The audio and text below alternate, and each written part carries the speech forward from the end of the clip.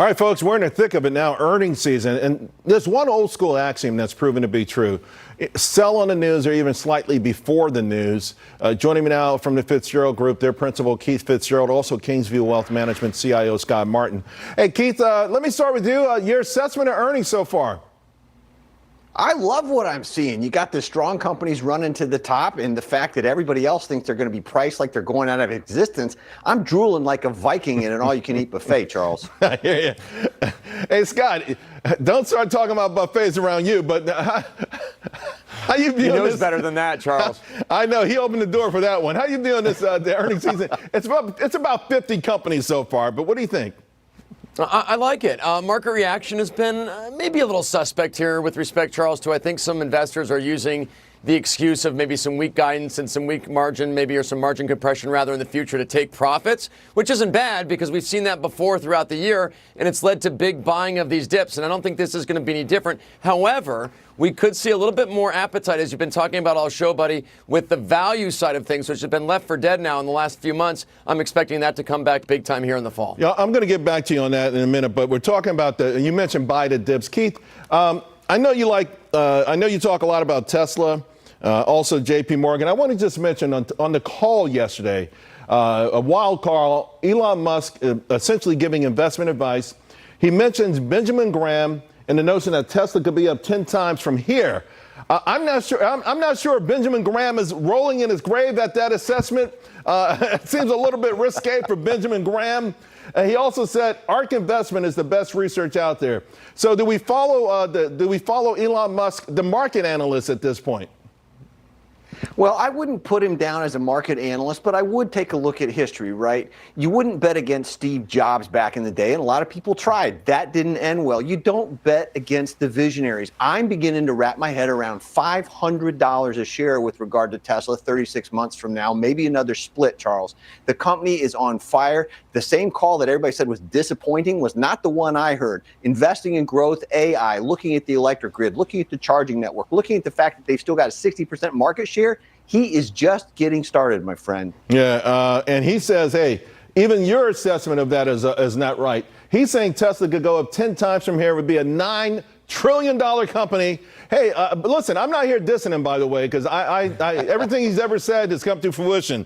Let me talk to you, Scott, because you're not too happy about chasing these crazy valuations, but you do like where banks are. By the way, you've been talking banks before. As soon as they dropped, as soon as Silicon Valley sent the bank stocks down, you said go after them. You specifically talked about regional names. You still like them?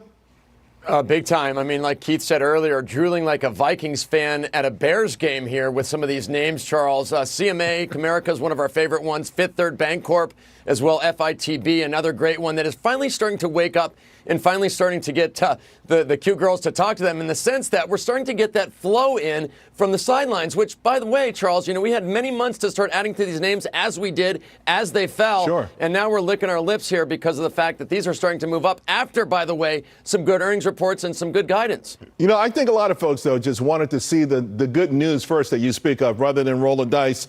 Real quick, Keith.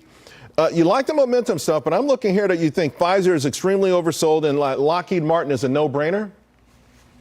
Absolutely. To me, this comes down to, notwithstanding the terrifically terrible news about the tornado in their factory, they're on the cusp of customizable medicine. So to me, looking at these prices with a big dividend, with great coverage, with a history of innovation, that's a no-brainer for Pfizer. Lockheed Martin, defense, this is just self-explanatory. Right. The world is a complicated place. We're going to need all the things they make. Every government in the world is going to need those things. So to me, both of those stocks are something I want to edge into. I hope I own more. Yeah, and before I let you guys go, you never know where you're going to get great stock ideas from. I want to bring this to your attention, Scott. So about an hour or so ago, I'm going through my inbox, and I got an offer from Uber Eats. Apparently, they've hooked up with KFC, and you're going to really want to hear this.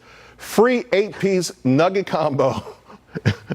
With any KFC order over $20. My man, that's got Scott Martin written all over it.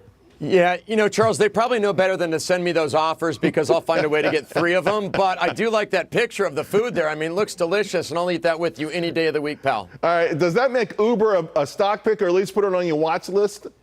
It does, or maybe Yum Brands, man. And we've talked about Taco Bell with Yum Brands, KFC. I mean, and I love DPZ, by the way. Spent a bunch of money at Domino's Pizza 2 days ago, almost $50 for an ultimate pepperoni pizza, some of the cheesy bread, and then a Fanta Orange 2-liter. My goodness, is that stuff expensive, but man, is it good. I hear you. I tell you what, honestly, Scott, if you want a great meal, go to Keith's house.